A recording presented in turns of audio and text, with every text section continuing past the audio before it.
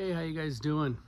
Hey, I wanted to make a video in regards to an RPM drop, quick drop and return on my 1991 Toyota 4x. It's the SR5 with a 3 VZE motor. And I had this problem that's been going on for a few months now, and literally the RPMs, whether it's idling in the driveway or you're taking off or you're doing 60 miles an hour on the highway in fifth gear, it would just cut out really quick and come right back. I could not figure out what was going on, and initially I started changing some parts, trying to figure out what was happening, and could not figure it out. I figured it was a fuel system at first, whether it was, I actually had put a brand new tank, sending unit, and fuel pump in when I got the truck. And then I had some other issues, and I ended up putting a new mass airflow sensor in aftermarket, and everything was great prior to the problem. I drove it about 10,000 miles, and then this problem started. So after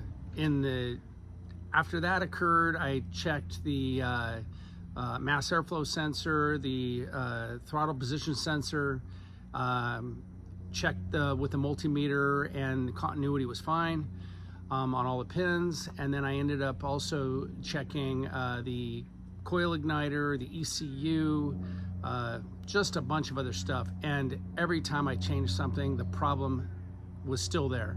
Wasn't getting any worse, wasn't getting any better. So I know I looked at a lot of forums, and people have talked about the 3 VZE having the same problem. Again, I'll show you a video on this shortly, but literally while you're driving, it drops 500 RPMs quickly and comes right back. I ended up taking it to a shop. It was there for a month, couldn't figure it out. I took it to another buddy's shop. We looked at it, literally could not figure it out. I ended up changing the distributor because it had the crankshaft, camshaft sensor is on that distributor. I changed that. I changed the plugs back to factory Toyota Denso plugs. I changed the wires. I changed so many different things. I could not figure it out. So if any of you guys are having that same problem, I may have the fix for you now. Finally, after trying to do all these other things, this thing runs perfect now after I changed something recently. So stand by, and I'll give you guys a little bit of a heads up when we open up the hood. Okay, this is a 3 VZE motor, and this one is in my 1991 SR5 manual transmission pickup. So initially when I got it, it had been sitting for 9 years, and I immediately pulled the fuel tank, and I pulled everything in the fuel tanks, all brand new, all the way back to the fuel filter, and it fired it right up. The mass airflow sensor had an issue. I changed it out with a non-OEM part, and when I started it, fired right up, and I drove it for 10,000 miles. When the problem occurred, I did not check this. I initially started checking the distributor and the plugs and everything else. So I changed the plugs, the distributor cap, the rotor, the wires, and all that. Problem was still there. It would do the fluctuation on the RPMs. Then I checked the ECU. The ECU with the multimeter, everything seemed to work fine, but I went ahead and just spent the money, bought a new ECU. I bought a new coil igniter. I know overkill, but I did. Put those in. Problem did not change. The throttle position sensor right here, I went ahead and took the throttle body off, cleaned it, checked the throttle position sensor with the multimeter, and it worked. Had good continuity. It was fine. But knowing what it is, I went ahead and changed that too. Then I changed the temperature sending unit back in the back for the coolant. And what else did I do? I checked all the vacuum lines. And one way I did that while it was running is I sprayed carb cleaner all around and some other stuff, and no vacuum leaks at all. I did find one leak on the hose that runs from the power steering unit. It's this one right here. There's two hoses that come up into here. this one was cracked, so I went in and replaced that line. Put all that back together. No change. So couldn't figure it out. So what I ended up doing is I ended up buying this vehicle, which I'll show you in a little bit. I picked it up for parts. It has the same motor, the 3VZE. The first thing I did is I pulled out the mass airflow sensor off the, which was an OEM part off the vehicle I bought. I put it in here, plugged it in, fired it up, adjusted the screw here on the throttle body for the idle screw. I first pulled it out and cleaned it and sprayed carburetor cleaner in it, and then put it back in. Backed it back off, fired it up. That thing runs great. So I'll go ahead and show you the vehicle I got, and again we'll talk about all the stuff I did, but this is key. If you have an original OEM part, do not get rid of this. It's gold.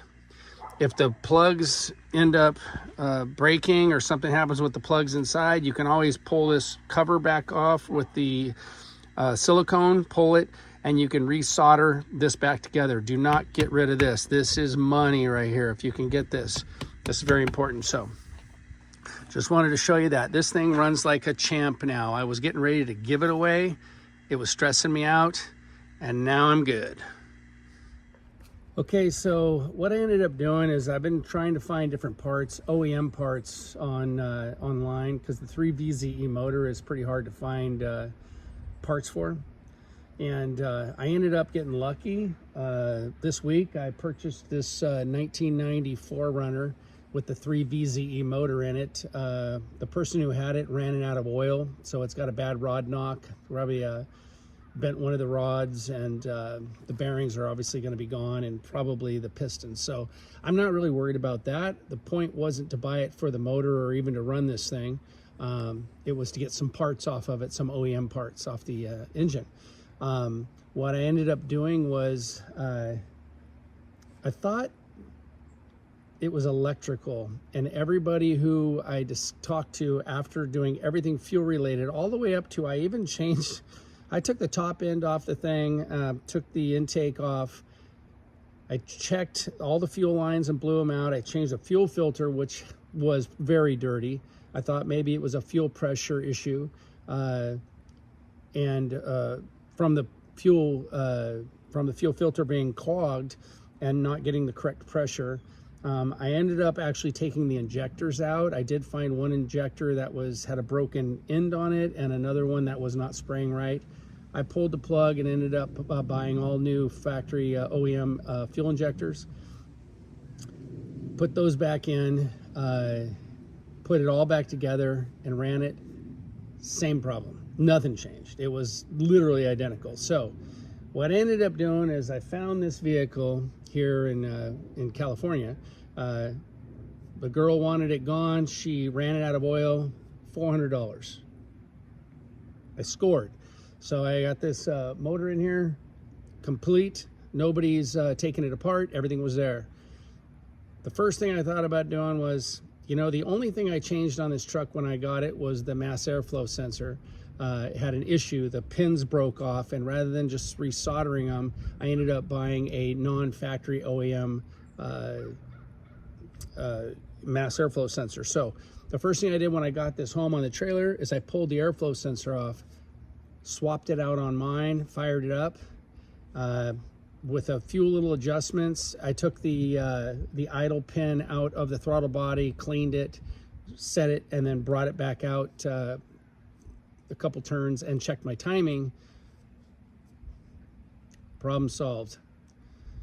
So if you have this problem, and it makes sense now, if the airflow on that mass airflow sensor has got a little electrical issue and it's popping every now and then and cutting off the airflow mixture for the fuel, for the whole thing to be working correctly, makes total sense. Now my truck runs like a champ.